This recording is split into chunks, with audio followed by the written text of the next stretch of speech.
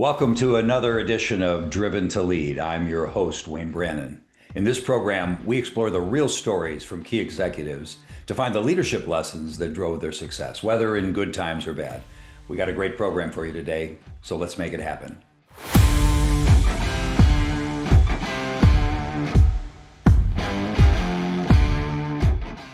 Yeah, we've got a great program for you today. We have with us Adam Gibbs. Adam is the CEO of OTC Industrial Technologies out of Sarasota, Florida. OTC is a $1 billion company. It's got 70 locations across North America, serving 20,000 plus customers. An impressive business and an interesting twist to the business, too, that I'll ask Adam to tell us about later. Adam not only is a key executive, but he's also an Ironman triathlete. And he brings the same level of endurance and focus to his leadership. And I'm sure he'll bring it to this podcast as well. Adam, welcome to the program. Thanks, Wayne. So yeah, great to be here, and happy to be on your program. So yeah, I live in Sarasota, Florida. I work for OTC Industrial Technologies. We're actually headquartered out of Columbus, Ohio. So if you go way back in the history, the OTC stands for Ohio Transmission and Corporation when they founded the company, back in 1963. So. Great.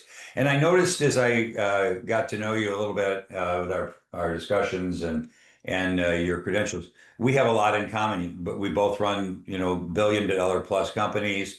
We both went to Michigan State Eli Broad School for graduate work, and we're both triathletes. Well, at least 2 out of 3. Okay, great. Yeah. So, yeah, it's tell us about your Ironman experience, just because that's interesting. It's really something that is very difficult to do. I think most of us perceive it as a goal we'd never reach, so we don't try. Tell us about that. How'd you get into that? Yeah, it's exactly that. It's I believe in life, you have to have goals, right? If your life is a journey, and you have to have, if you're going to go on a journey, you have to have a starting point. You have to have a destination in mind or a goal, and then you work through the details of how you get from point A to point B. And certainly, I have business goals. I have personal goals, and one of my personal goals is good fitness, and I achieve that through the Ironman program. So it's something that there's a strong community around Ironman, and lots of folks do it.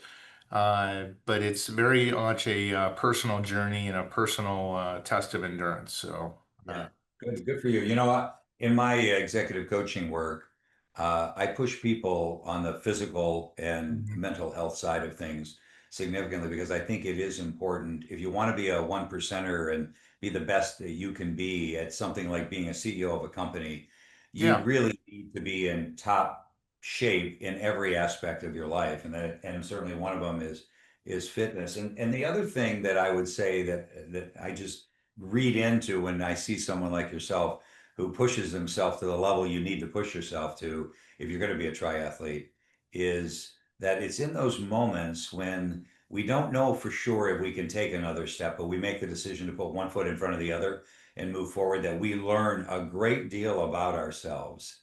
And that prepares us for a lot of things in life, including the challenges that I'm sure you run into in your business.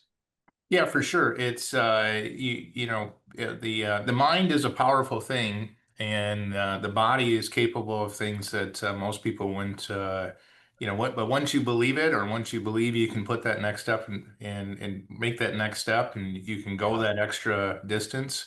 If you believe in it, the body will follow. So. Yeah, good for you. That's tremendous. Well, you have, I alluded to it in the opening, you have an interesting area of expansion that you're leading in the company. I believe you call it Direct Air, which Yeah. is a air as a service platform. Tell us a little bit about OTC and your product portfolio, and then tell us a little bit about Direct Air. I think the audience would be interested in hearing. Yeah, absolutely. So OTC is an industrial services and distribution company. So we support all the critical systems that make factories go. So inside of Mhm. a factory there is motors, there's pumps, there's air compressors, automation pieces. All these things are required to make or add value to products. and we take care of those critical systems. We take care of them through engineering services. So, these things are they're very common in the factories, but they tend to come without instruction manuals. It's like like Lego bits. So we're the folks Yeah. that help customers select the equipment. We help them install it, and then we take care of it through their entire life cycle. Yeah. Through the services.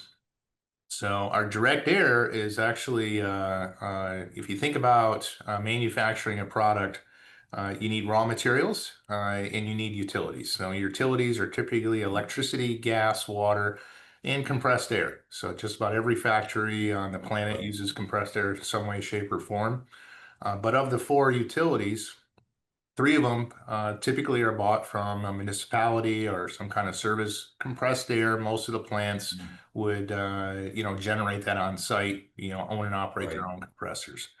We Right. decided, and it's a good story.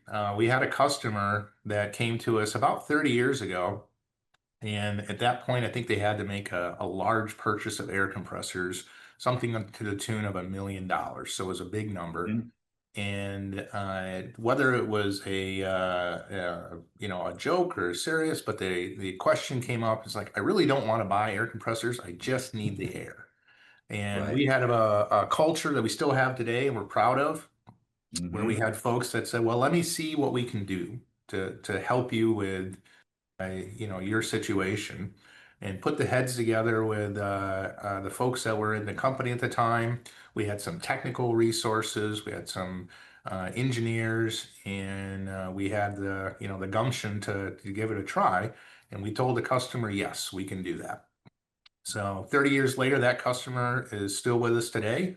We're still operating that facility. And then, Hmm. success builds on success to the point now where we have close to 300 of these facilities around the country.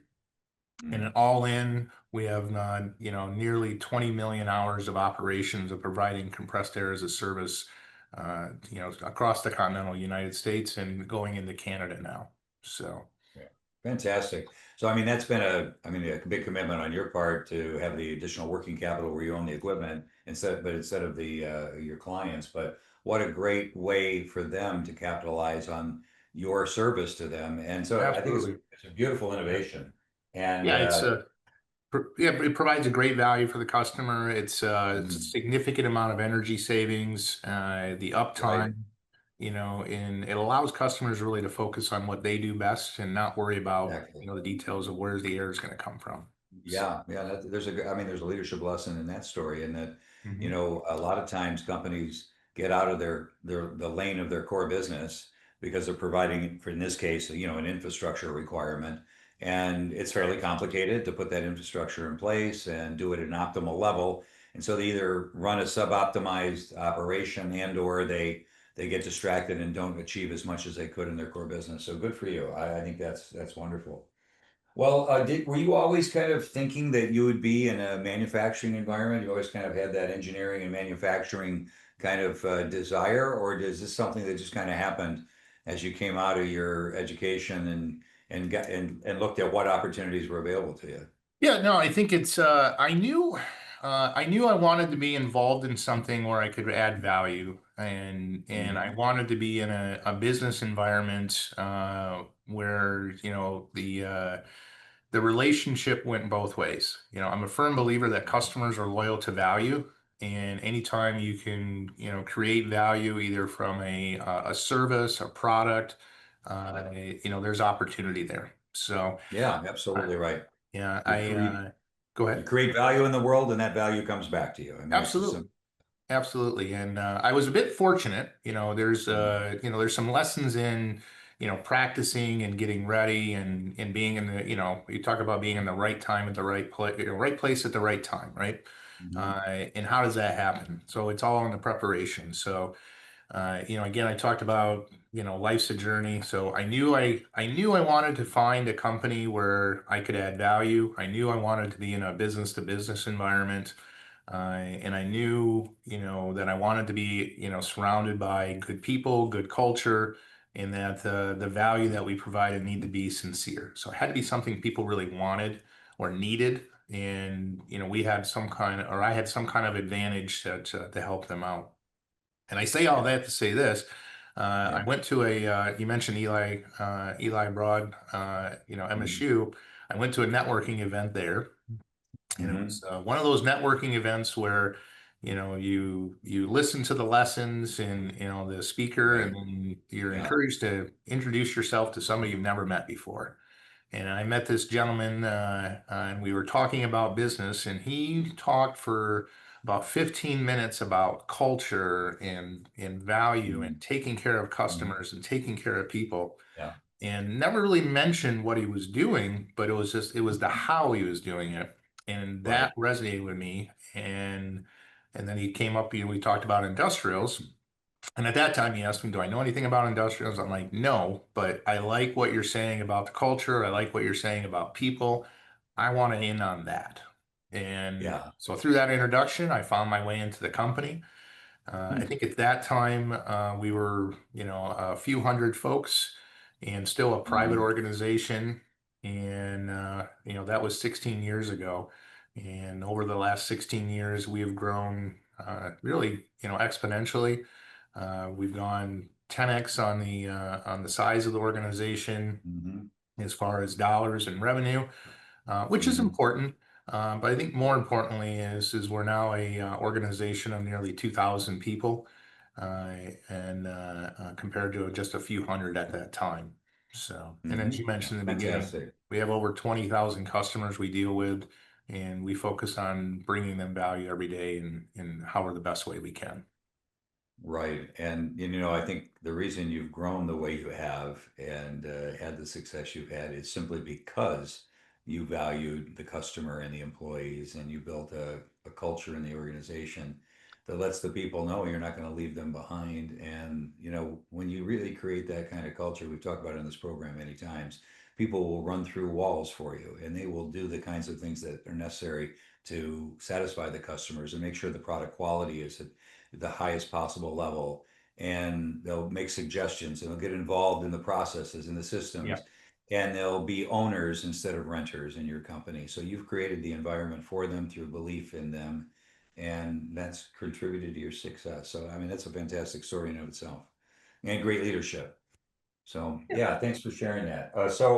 Uh, at this point in the program, we want to explicitly look for the leadership lessons and the stories that you can tell. You've already told a couple of great stories, and I think Yeah. have been insightful.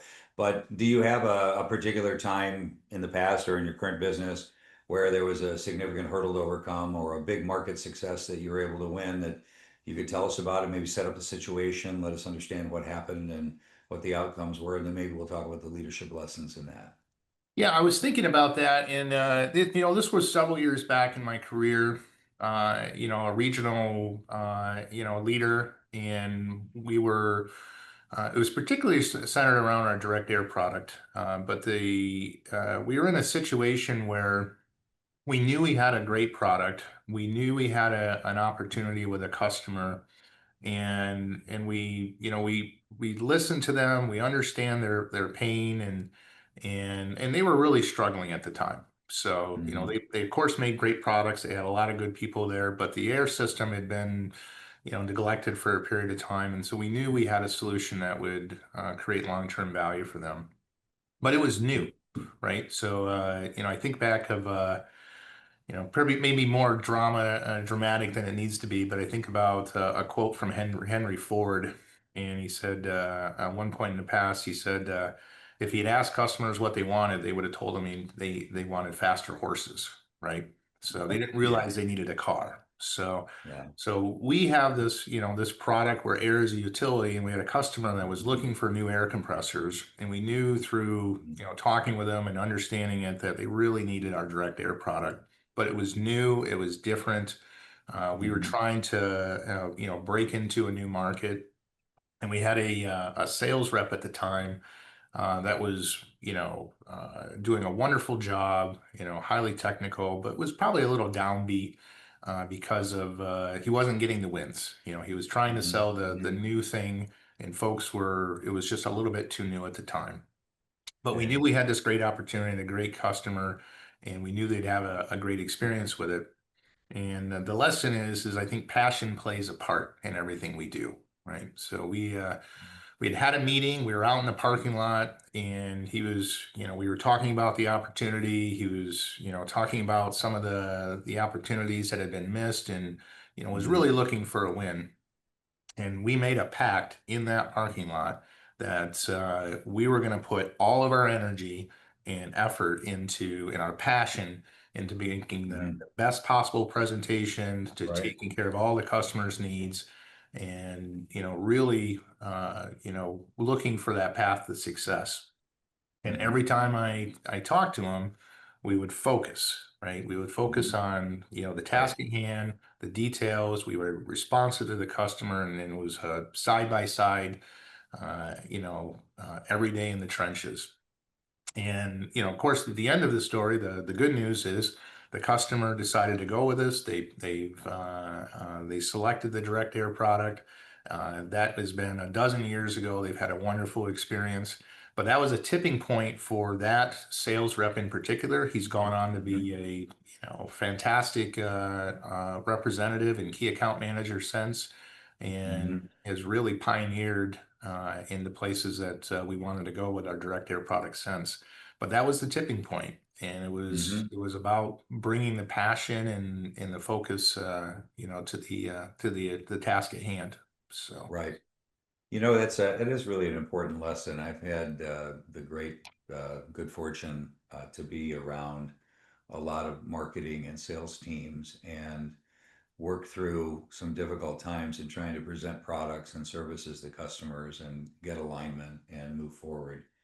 And there just is nothing easy about getting no's Mhm. and getting negative responses from the people you're selling to, and it wears down even the most optimistic and the most energetic people, and even if they believe in the product, it's very difficult for them. So whatever way you do it, I think you need to encourage and build them up and help them to believe again. And it was a great way that you decided to do it. You literally partnered with them, you and your colleagues, that you were going to go in this together and put all of your eggs in the same basket, and your success was going to be his success, and vice versa.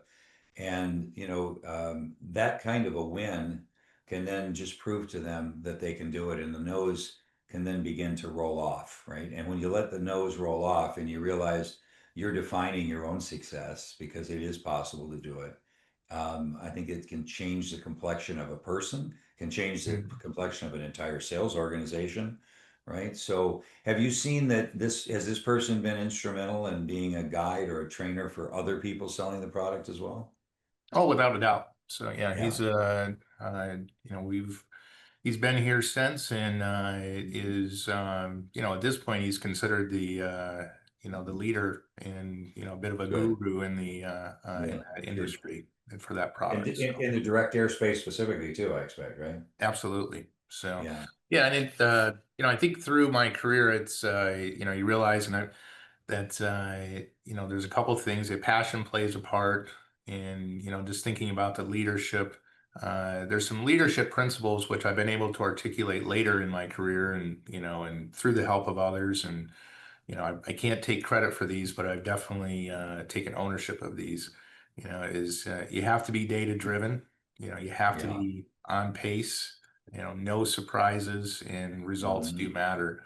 And if you pour in the passion to that, those can be really good guiding principles for every day, and helping people, move in the right direction. So. And that passion can come from just a real sincere fundamental belief in a great product, right? I'm sure that it's easy to be passionate about a product that you've seen have helped so many companies by this time.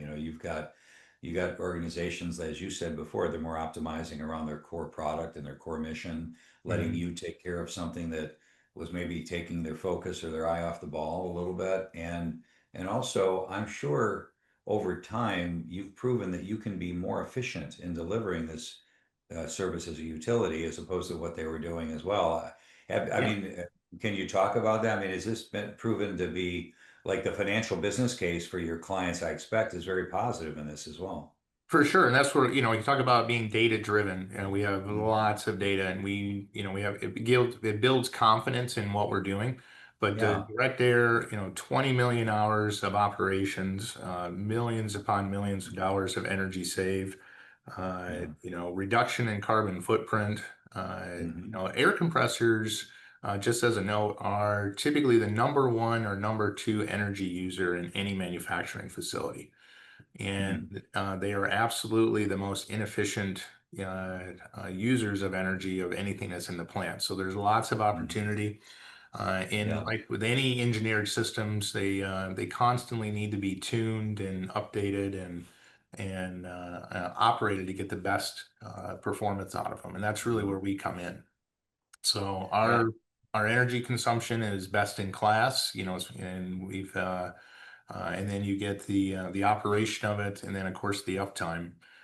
20 million hours of operation, and the uptime is bouncing off the 100% mark Right. constantly.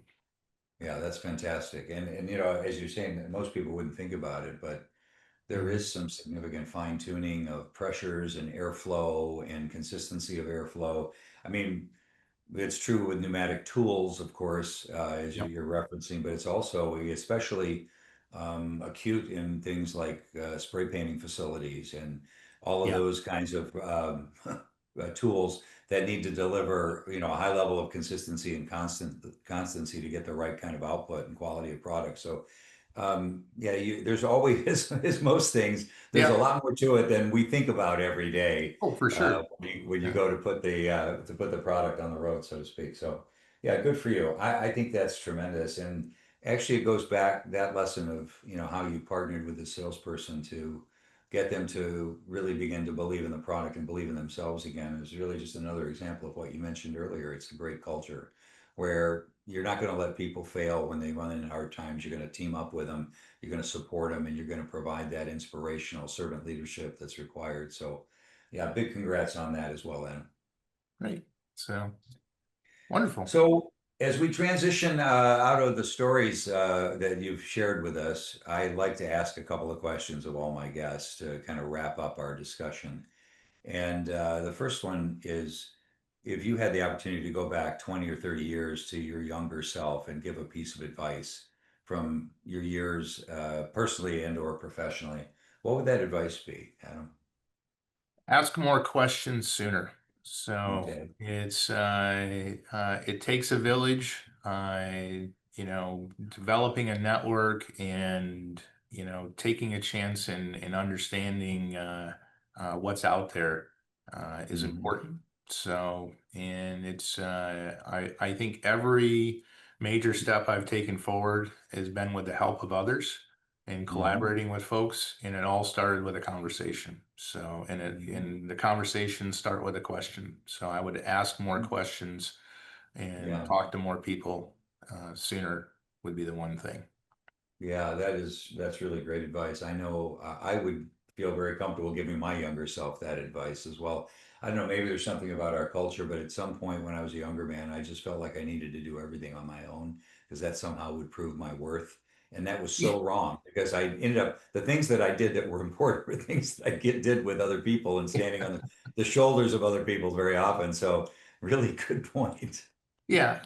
Well, and again, I've been able to frame them in with the help of others recently, but it links back into like the no surprises, right? So Mhm. you have to talk about things, you have to collaborate. Strategy, takes a team, right? Mhm. We joke in the office. There's not a room in the building that has strategy on the outside that everybody goes into and pulls the file out of, right? It comes Right, from the team, and exactly. it comes from Right. talking with customers and talking to our suppliers Mhm. and looking into the market and see what the needs are. So Yeah. Well, when you put your customers first and you put your employees and your business partners right beside that yeah, level of importance, a lot of good things can happen. So we're great advice. very All much a right, people organization. Go ahead, Wayne. yeah, I was just going to say, let's fast forward the other direction now. And let's say 20 years from now, you and I are sitting in a beautiful spot, having a cocktail and talking about our lives and our careers. And we're telling each other what we're most proud of. What will you be talking to me about that you're most proud of? Yeah. What I'm most proud of is that I did take some chances, right? So I Mhm. was, even though I may have I've got here through a couple different unconventional ways, but I did take some chances. Mhm. I changed industries. As I mentioned in the beginning, I picked a company based on the values and the experience, and not necessarily because I knew anything about the product at that time. I Mhm. became an expert on the product, but I took a chance and really believed in Sure. my own abilities, and that taking a chance on people is the best move. So uh, it's Yeah. it's all about people. So our organization, our number one asset is our people, and that will be that way from now and until and continuously into the forward. And it takes people to build relationships. There's trust that has to be developed, and Mhm. there's a lot to that. So. Yeah. Absolutely. Truth and transparency goes a long way, whether it's with your employees, with your Mhm. supplier partners, and definitely with your customers and your brands and delivering the product and service you do. So I love that. You rarely get that answer from someone that, they would like to go back and, or, they think about what they'd be most proud of is taking those chances. But I think it's really insightful because we're kind of conditioned in many ways in our lives and our careers to play it safe. And, you know, it's really not as risky as we might perceive it to be because we get good at collecting data, right? We collect data Mhm. that gives us, some objective insights about what to do. And we trust other people and include them in the discussions to, Mhm. come to a consensus about how to move forward with the culture that you've cultivated. And so it's probably not as risky as we think it is. And it would always be a good thing to say, listen, I took calculated risks and I spent a little more time, on the cutting edge of things as opposed to the safe space that doesn't go anywhere. Because I think what you said is highly correlated with innovation and Mhm. perhaps staying out in front of the competition. I mean, look at the innovation of the direct air product in and of itself. I expect that you did take a few more risks and you did what Yeah. you would be most proud of because that would be a perfect example of it. So yeah, thanks for sharing that. I think it's a very interesting perspective and a lot of different angles to that answer. Well, fantastic. So. Yeah. Well, Adam, thanks so much for being on the program. If people were interested in learning more about OTC or direct air or your product or getting in touch with you, what would you suggest they do? Oh, absolutely. Well, certainly, we have a website, otcindustrial.com. There's Hmm. also another website for directair.com. Either one of Good. those would reach out to us, or and our phone numbers are listed on those websites. Feel free to reach out. And LinkedIn, I'm available, so I respond to all messages, and we'd be happy to talk to anybody out there about business, or leadership, or any topic. We can even talk about swimming and Yeah. biking and running if you like. So. Yeah, good for you. Well, listen, it's a wonderful thing for people like you who are very busy to be able to share your time and your insights. So it's much appreciated, and I'm sure the folks who engage with this program are going to be very thankful for the discussion we've had today. So thanks again, and we'll look forward to staying in touch with you, Anna. Wonderful. Thank you for the invite, and this was a lot of fun. Thank you. Well, that's it for today. Thanks for being with us. If you like our conversations, please feel free to hit the subscribe and like buttons. And if you'd like to make comments, ask questions, or even explore being a guest on this program, you can reach out to us via email. It's wayne@greatroad.com. That's WAYNE at GR8ROAD.com. And until next time, always remember the high road leads to a better place.